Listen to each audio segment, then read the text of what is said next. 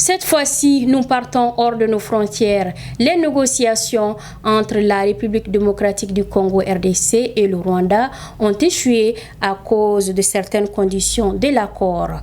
Les deux parties devaient se rencontrer le dimanche 15 décembre 2024 en Angola. En effet, Félix Tshisekedi et Paul Kagame avaient été invités par le médiateur Joao Lourenço pour un sommet visant à entamer des pourparlers. Ali Maturi. Dimanche dernier, alors que le processus de négociation entre Kinshasa et Kigali devrait débuter à Luanda, les autorités des deux parties ont annulé la rencontre. Tout semblait presque parfait pour entamer les négociations sur invitation du président Joao Lourenço. Les présidents Félix Tshisekedi et Paul Kagame se rencontreraient pour trouver une issue à la crise entre les deux nations. Néanmoins, une réunion préalable des ministres des Affaires étrangères des belligérants a relevé des divergences majeures concernant l'accord. Selon le porte-parole de la présidence congolaise, le Rwanda exigerait un dialogue direct avec les rebelles du mouvement du 23 mars avant la signature de l'accord. De son côté, pour motif de l'annulation de l'accord, le Rwanda, par la voix de son ministre des Affaires étrangères, a indiqué l'intransigeance des négociateurs congolais. De même, il accuse des responsables congolais de proférer régulièrement des menaces à l'encontre du régime du président Kagame. Il convient de noter que le président Tshisekedi était présent à Luanda le samedi. L'ambassadeur de la France en Algérie est convoqué par le pouvoir algérien. Il est accusé, tout comme les services de renseignement extérieur, DGCE, Direction générale de la sécurité extérieure, d'avoir mené des opérations et manœuvres agressives pour déstabiliser le pays. Mamalé pour plus de précisions.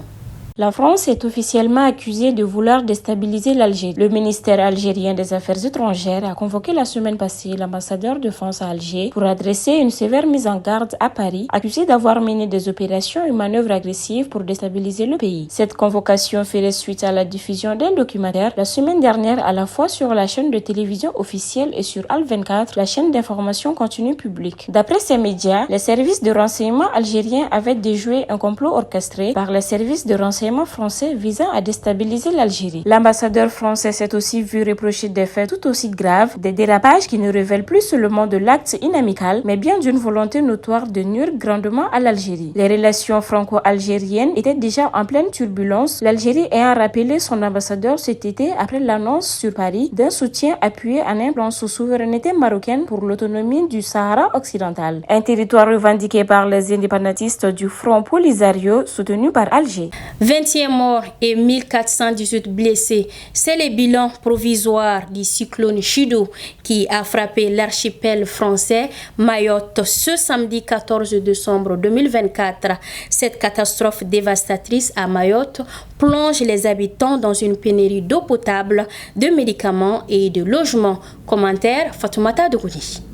Au lendemain du passage du cyclone Chidou qui a ravagé l'archipel et détruit des zones entières du territoire, le bilan est macabre et les secours s'adaptent. Avec des vents très violents de plus de 220 km par heure, le cyclone Chidou est la plus grave catastrophe que Mayotte ait connue depuis 90 ans. À Mayotte, des bidonvilles ont été entièrement balayés, les habitants marchent sur les décombres de leurs foyers et aussi des routes impraticables sur l'île. Par ailleurs, le système de santé est saturé et les hôpitaux ont subi des dégâts. Selon les autorités françaises, le bilan provisoire fait état de 21 personnes mortes et près de 1500 blessés. Mais elles annoncent également que le bilan pourrait dépasser des centaines de morts et des milliers de blessés. En outre, des aides humanitaires, notamment des milliers de bâches, de couvertures, d'outils de reconstruction sont empaquetés en partance de Mayotte, dont l'accès reste particulièrement difficile depuis le passage du cyclone. Aussi, l'aéroport et les ports sont endommagés. Il convient de noter que la propagation potentielle de maladies d'origine hydrique comme le choléra et le paludisme est envisageable. La cérémonie de remise du prix du CAF Award 2024 s'est tenue ce lundi 16 décembre 2024 à Marrakech.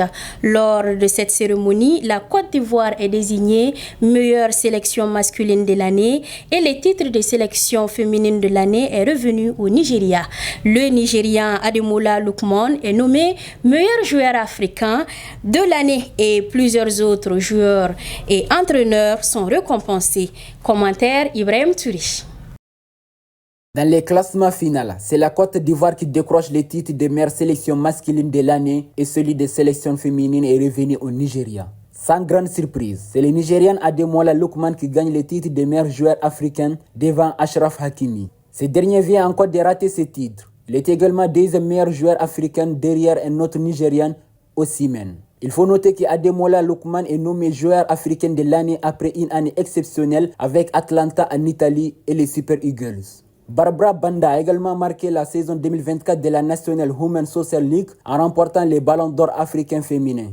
La Nigériane Chama Kandozi a remporté le prix des gardiens de but de l'année pour la deuxième année consécutive. Lamine Camara du Sénégal et de Monaco est nommé jeune joueur de l'année chez les hommes et Doha El Madani meilleure joueuse. Le titre d'entraîneur de l'année chez les hommes revient à l'Ivoirienne Emers Faye et Lamia Boumedi pour le titre d'entraîneur féminin. Le prix du but de l'année est attribué à l'Angolais Mabouloulou pour sa finition audacieuse contre la Namibie lors de la Coupe d'Afrique des Nations en Côte d'Ivoire. Voilà, ainsi prend fin ce journal que j'ai eu le plaisir de vous présenter. Merci de votre fidélité à l'Afia Télévision, la télé de la paix. Bonsoir.